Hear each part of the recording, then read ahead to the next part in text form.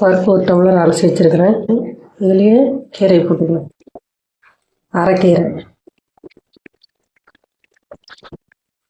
தண்ணி ஊற்றிக்கணும் வேகிறதுக்கு.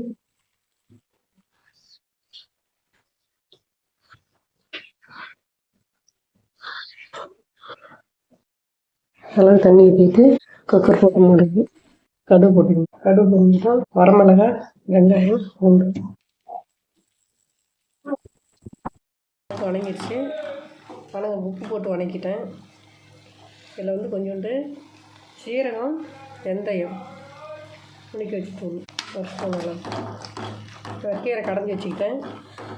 கீரை கடைஞ்சதில் இதை எடுத்து ஊற்றிக்கணும்.